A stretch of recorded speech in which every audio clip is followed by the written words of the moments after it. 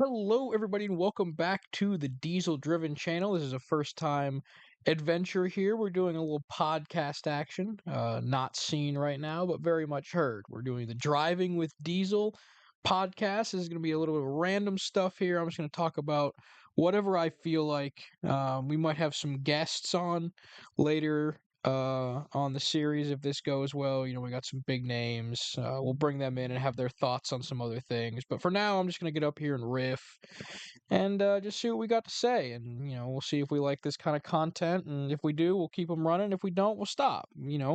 But for now, we've got some things, some topics that I've got sitting on the top of my head, tip of my tongue. I need to get out here in the world and let me know if you want to hear some other stuff, or let me know in the comments your thoughts if you disagree or agree. I don't really care. I'm going to keep saying them anyway. But here we are. I've been thinking, everyone and their grandma has a podcast right now. What's one more? Well, let's dive into an already oversaturated market. So that's what we're going to do. We're going to get out here and do some podcasting, and that just seems to be the thing to do these days, right? Everyone, you got a microphone. I've got my Elgato 3-wave here that I spent too much money on, and I'm gonna use it. I'm gonna go out here and talk. I'm gonna chit chat. I'm sitting in my basement here, wood paneled, laying on my couch. I've got the pillows around me as the sound buffer, so we'll see how the sound quality is. Let me know. But yeah, that's it. Just your stereotypical at home guy and his 20 somethings white dude in his basement making a podcast. This is Americana. This is the dream. This is what we go to school for. I went to a lot of tertiary education for this. Here I am with a AI generated thumbnail that you're all looking at, and yeah, you know. But really, what else are we doing it for? We got college football on the weekends. We got college basketball coming up soon. We might do some. We got driving with Diesel here. We could do balling with Diesel. A little sports recap. You want to talk about an oversaturated market? Sports podcasting by 20 something guys. But maybe we'll do a little something for college basketball. Something I got a little bit more expertise in, but we'll see. We'll see. The content's been drying up recently, so we need to get into it. All right, so we've got a couple topics here. I kind of think I'm probably gonna riff, a little bit in here and get off topic and get off track if you know me IRL, or if you've watched any previous Diesel videos. That's pretty big. That's pretty big for me, is just go off on tangents and talk about things that no one particularly cares about. Well, we got airspace to fill. We got ad time to fill. Um, but first here we got a couple topics here I've written down on the old phone here, the old notes app, and we got a couple things. So first off, we're gonna do what I cooked for the week, the meal of the week. We're gonna do a word of the week, to try to expand some vocabularies out there, and then we're gonna get into some topics of the week. So no interviewee, no interviewer, no interviewee. This is just Diesel off the cuff, off the rip this week. Just giving you a little update. So normally we'll fit an interview in here, but not today. It's just me. So first off, we're gonna start with the meal of the week. Something easy what we started off with. And this week, last night, opened up the old recipe book and we're making some chili, right? So went in, pound of meat, beef, a couple cans of crushed tomatoes, hit it with the food processor, emulsified it because you want that smooth chili, right? And then we put some spices in there, a good amount of spices, maybe not enough though. I took a taste, it was a little bland, but you can always add more spices. It's tough to take spices out. You can put more in. So we got some spices in there, headlined by chili powder, of course. We got some black beans. That's about it. We let it sit there, let it cook for about 45 minutes. Cook down, reduced. It's good. It's not great. It was my first try making it, but solid. We got in a tub. We're gonna make some mac tonight.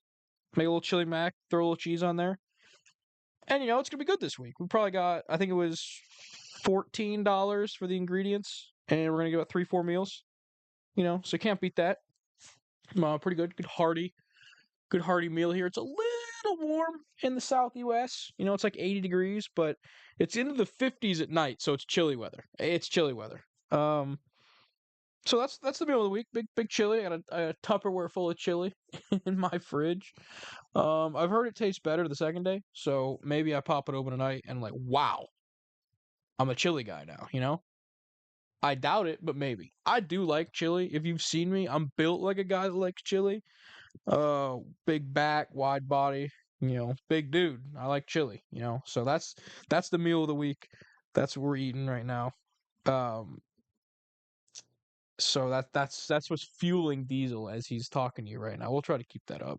I'm lazy, but we'll see if I can keep cooking. All right, now we'll get into the topics, right? We'll save the word of the week for the end. And the first topic of the day is one I've always been kicking around a little bit with the guys, and this is a big topic, especially this time of the year. What is the best kickoff time for a college football game? And you've got the noon. We're gonna go Eastern time here to standardize it. So we've got noon, 3:30, 7:30, and 10.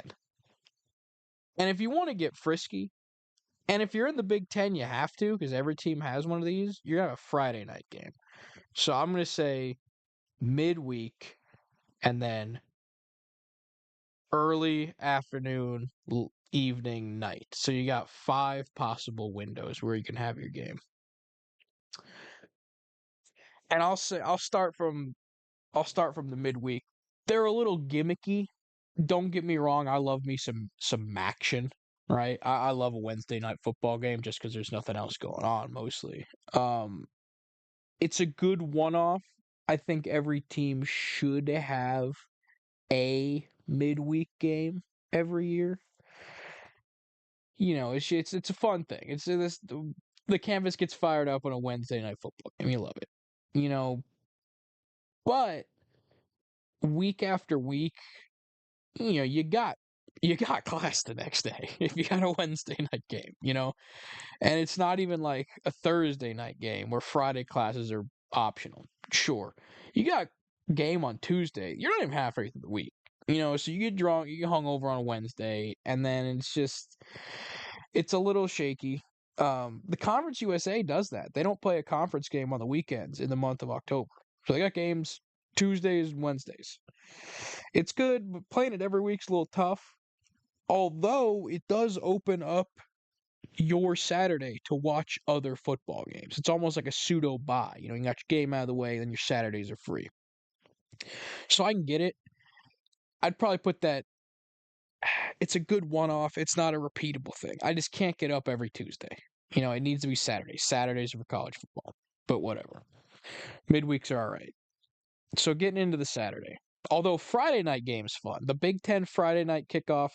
They keep putting Rutgers and Nebraska in those games. It's what is it this week? It's Minnesota, Nebraska.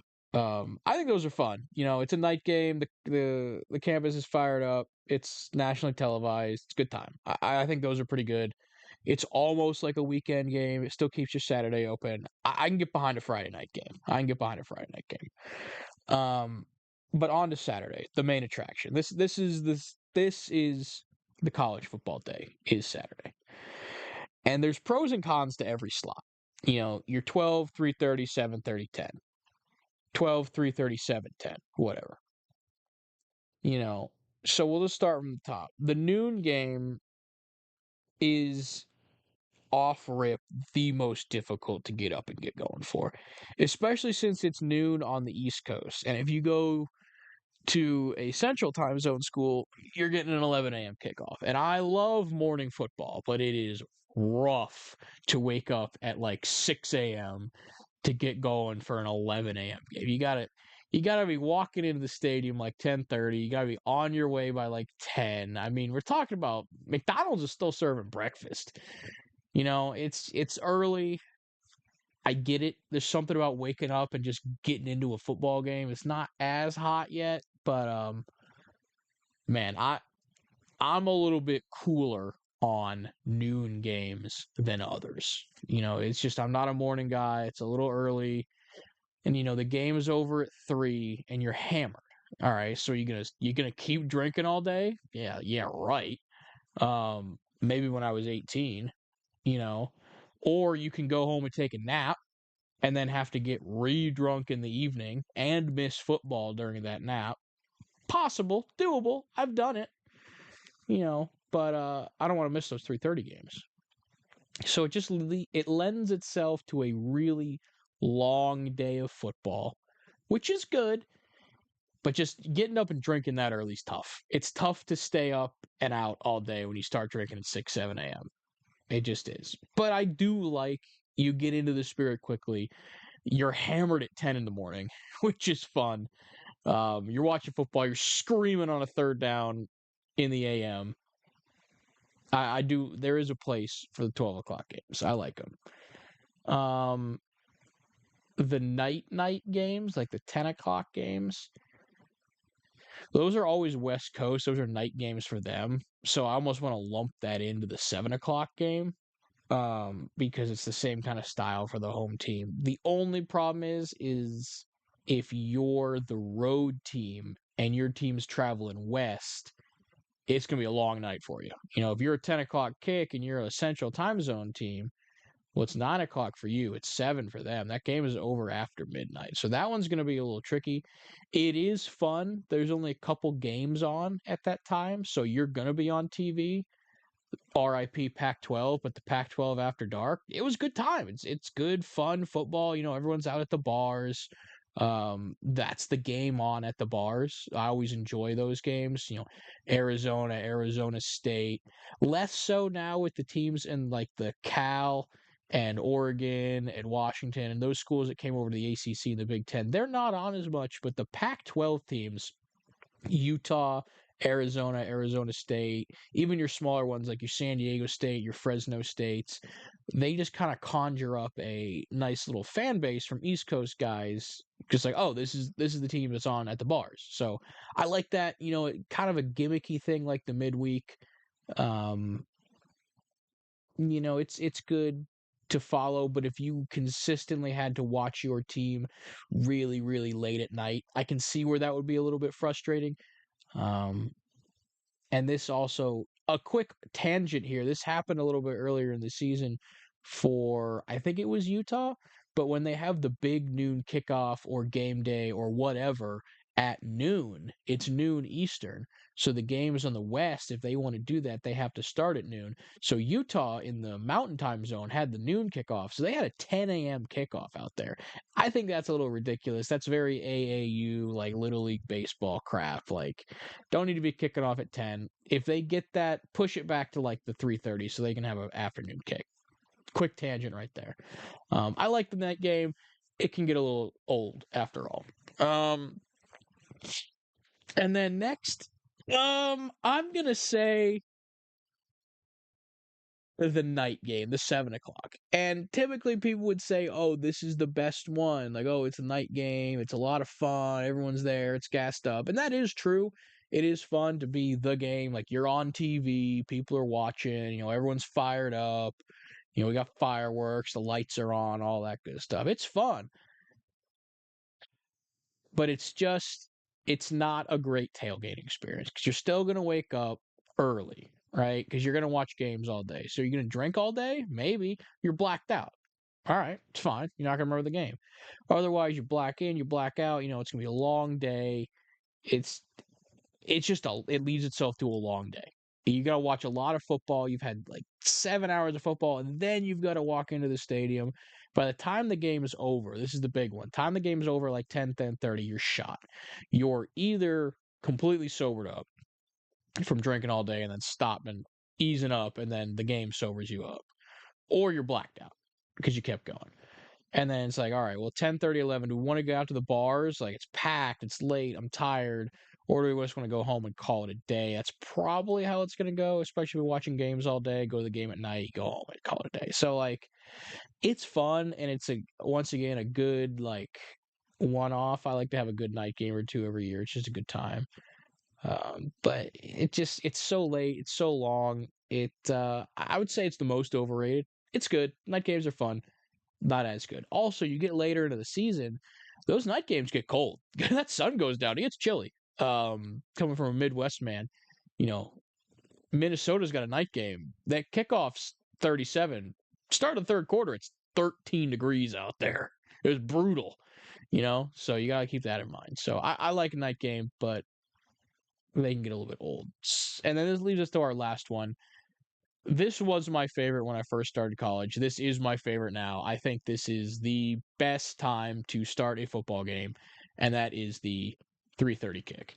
Um, it's great because East Coast is 3:30, and even on the West Coast, that's their noon game. So people can wake up. Oh, at the noon slot, that's their noon slot is the 3:30. You know, it's you've got the early games out of the way. You still got more coming. You know, you're right in the middle of a college football sandwich, and just enjoying it. You know, the beers are starting to go down easy. It's always a good game. The SEC always has a good game here. The Big Ten usually does as well.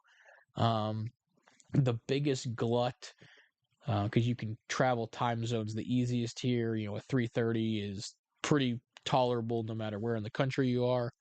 And it's just good football. You know, it's the middle of the day. If you want to go, you can wake up at a reasonable time, like 10, still drink, watch the early games, then go to this game. And when it's done, it's like 7. You can get a bite to eat and then go out. It's not super late. You can watch more games. You're just right in the middle. It's the best time to have a game. It just is. You know, it gives you a lot of flexibility. Whether you want to drink, if you don't want to drink, you want to go to the game, you don't want to go to the game. It gives you uh, just a ton to do.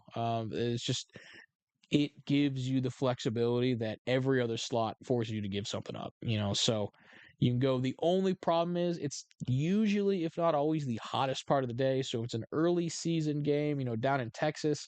Boy, that 3:30 game is going to be up to 90, 95. So you almost want an earlier game. But getting now in October to November, that mid afternoon game when it's the warmest, it's the best part of the day. Everybody's lathered up, ready to go. You know it's going to be the big game, and it's just a good time, you know, and you can do something before and after the game. So I would put that at number one. So after all this, I'll say 3:30 games the best. Then the 12 o'clock game, classic. Then the night game, and then I'm gonna put all others in its own little category below. It's kind of a one-off. So people might not like this. Oh, you like a noon or 11 a.m. game? Yeah, that's college football. Waking up at 6 a.m. and drinking 16 crappy cheap beers with your buddies and then going to watch your team get their doors blown off by 60 at noon. Oh, that's great. And then the 3:30 is the only thing that beats it. So that's our first topic here on the Diesel podcast. Driving with Diesel is the time of games for college football. If you disagree, let me know. You know, I understand there's a lot of room for disagreement and talking about it, and I can hear. You know, I can believe there's other good choices here. But that's for me. Don't even get me started on like that opening weekend when you got games like Thursday, Friday, Saturday, Sunday, Monday. That's a good time. A Saturday NFL game once college is stopped is pretty good too. I like games on days they shouldn't be. It's just fun. It's just fun. All right. This is normally where we'd have a sponsor come in and say, "Oh, this podcast is brought to you by this mobile game app that you're never going to use, or this hiring service that you're never going to use," or something like that. But here at the Diesel Driven channel, we don't have sponsors. We are completely self-funded. So if you do want to help out, hit the subscribe button, hit the like button, watch other videos. Make sure you keep coming back to these podcasts. Maybe buy some merch. We do have T-shirts somewhere. If I can scrape that link together, I'll put it in the description. That's the only way to help us, though. So we don't have to worry about ads. No skipping here. We're ready to go. All right. Topic number 2, and we're keeping this on the football field ish, kind of. When I was thinking about start times, I was thinking about when you've got a noon kick in one of the later weeks of the season. It's in November, and you're to the Big Ten. It's cold. It's like 7 degrees out when you wake up. And that's a wake up when it's dark, and it's gonna be dark for a good 2 more hours because the sun's not coming up till like 9. Um, it is brick cold, and your boys out there in coats playing die in the pitch black. You got the porch lights on because you can't see shit. You're on your third beer. Um, it's just a really good time. That's a good noon kick. But that brings me to think when it's cold out there, you like to think, oh man, I want something warm. Give me a hot chocolate or a coffee, or give me an Irish coffee to warm me up a little bit on this morning for my first drink, and then we'll get going. I tend to lean the other way. It's cold out. Give me the coldest beer we have. Let me double down on cold, because it's going to take 3 beers no matter what. 3 beers, and you're going to start to feel a little warm up inside. Then you're going to take a liquor shot, and then you're rolling. And then you're all the way back. You're in short sleeves. Doesn't matter. But that first beer, I needed to be cold. I don't care if it's week 0, August, 100 degrees outside. I want a freezing cold beer. Week 14, 11 degrees outside. I want a freezing cold beer. I just want that first one to crack, and man, that's cold. It's just some of that first beer. The colder that first beer is, the smoother the rest are gonna go down. Because you're just like, man, this is like drinking glacier water. Give me another one. Give me a third one. Let me have a seventh one. Next thing you know, it's 8:45, and you and one buddy have like 4 left in a 30 rack, and you're in trouble. All right. So I think that first beer is gonna be cold. I think it means as much as that cold beer when it's hot. The cold beer when it's hot is for a reason. It's refreshing you. You're like, all right, yeah, this is nice. The cold beer when it's cold, I'm doing this for the love of the game. I drink cold beer on a college football Saturday, period. Doesn't matter what it looks like outside, doesn't matter how I feel. There's college football Saturday, I'm drinking a cold beer. Bang. I like that more. And if you disagree and you want a hottie toddy or something like that on a freezing cold morning, I get it. It's cold out there.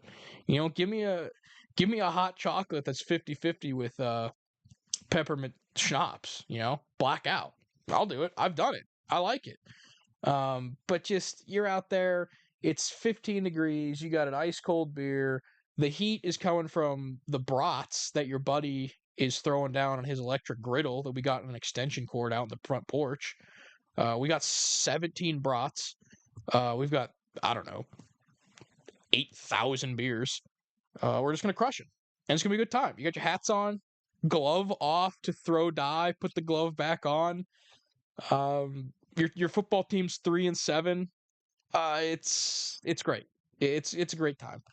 And that's why I like cold beer no matter when. Uh, you know, I will do a warm drink in the winter. I'll do a hot chocolate as well, but I won't do that in the summer. Summer's cold only. But the more I think about it, like I'm gonna put ice in the drink no matter what. It's cold outside. Ice drink, need it. Chilly. It's gonna be wonderful. So when you're thinking about the kickoff times, you think about your beverages. Um, and another good topic we'll get to later, maybe a different week, is the perfect spread for a tailgate or a pregame for a game. We'll go through. We'll do a diesel-driven official um, football game day tailgate procedure walkthrough on one of these episodes. That's going to be a good one because we've got some good methods. I've been watching college football. I went to college 11 years ago, so I'm on my like 12th college football season here. We've got some plans. We've got some good ideas of what happens, and you work these things out. Everyone's got the little trick, the little tip, and you combine enough of those together, you're going to get some good stuff. So we'll do that eventually. Um, but when in doubt, doesn't matter who, when, where, who's playing. Give me the coldest American domestic lagers you can find, and I'll be a happy man. Okay. There's 2 football topics. We'll get one more. We'll do a third topic here on this first one, and then we'll probably call it about half an hour. The third one here, and this has really been grinding my gears. And I don't know if this is going to be a grind your gears segment or this is just whatever I want to talk about segment, but this is what we're talking about this week. And we look at parking lots here, okay? And I'm talking about pretty much any kind of parking lot this will happen, from the smallest at a gas station to the biggest at a Walmart or something like that. A big pet peeve of mine is that people will shoehorn their massive cars into the closest, smallest spot they can find. It does not matter that that spot is next to the handicap and someone parked on the line. They are going to take that Ford 350 and they are going to put it in there so that they can barely get out, and they have to go in and straighten it out 3, 4 times to make it fit, just so that they don't have to walk 40 more feet to the 3 empty spots down the way. I see this constantly. It doesn't matter the gas, it doesn't matter the location, it doesn't matter where in the country, it doesn't matter the type of car. These people will go the closest spot to the door no matter what. And I don't get it, because I know that car, like that F-350, I know that's an $80,000 car. And more importantly, I know you're underwater on it. So I know someone dings the door, you can't fix it. So knowing that, why don't you put it with a gap between your car and someone else's car so no one gets dinged? No, can't do it. Can't do it. Have to be closer. All right, well, sir, you're 345 pounds. Extra 100 yards of walking every day probably wouldn't hurt you. Can't do it. Can't do it. I gotta be the first, I gotta be the closest to the door, the closest to the door. And I fully don't understand it, because people, the way other people drive, the way other people are oblivious to their surroundings, shopping carts. You're begging for your door to get dinged. And like anyone who hasn't got a door ding, try to get that fixed out. If it's a real ding, that's 4-digit fix. That's $1,000 fix. Or you're just driving around with it looking like that. Fine. But like we're talking about, people leveraged up to their eyeballs in these vehicles. I thought you would try to take care of it a little bit more. I've got a car that I own outright, thankfully. You know, and still, I park at the last row, like the as far as you can get from anyone. I will not park my car within 10 feet of another car, because I've had people open their doors into my cars before. I've had people leave their shopping carts into my car before. It happens. So you don't need to go park next to other people, because they are going to do stupid things that is going to negatively affect you. Just also, you've seen me on the screen. Diesel's got a couple extra pounds to lose. I'll say it. Probably 10, 15 pounds go off Diesel. He's looking good, So parking at the back of the Walmart parking lot, give me, I don't know, an extra 100 yards both ways. Not going to make a huge difference. I try to do that every time, though. It adds up to, a little bit. It's not nothing. I would recommend it. It's better than not walking. So you got the combination of protecting your vehicle from other people's stupidity and potentially your own stupidity. You could open your door into a car park. It happens. You know, protect yourself from your stupidity and other people's stupidity to help your vehicle and to get some more steps in. Um, I just think it's a no-brainer to park away from the car. Like, we park away from the door. We have these massive parking lots for a reason. To see like the first 10 rows have everybody, and then like 5 rows and the last 10 rows have nobody. It's like, what are we doing here?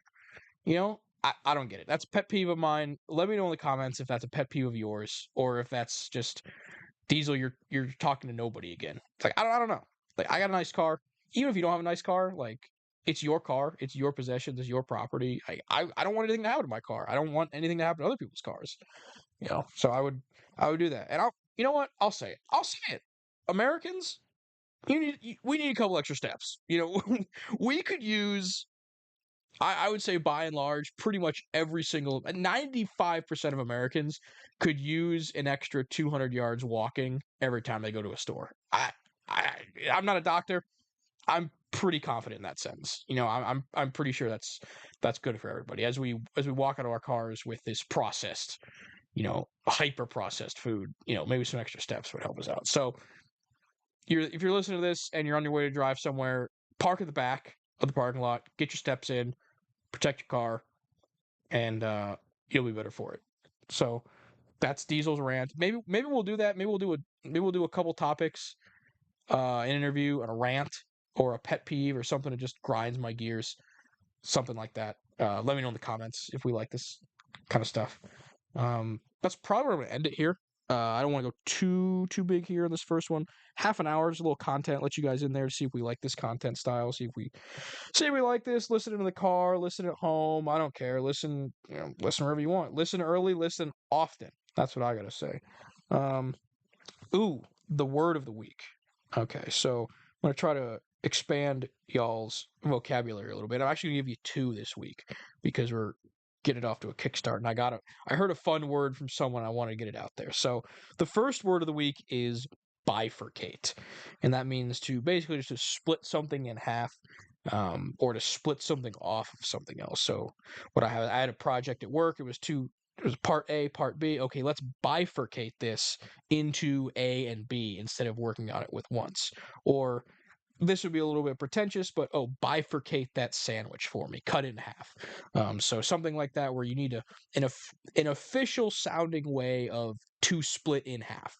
So I would say in work, if you need to say, oh, we should split these things up, or though these are two separate items, two different things, let's bifurcate.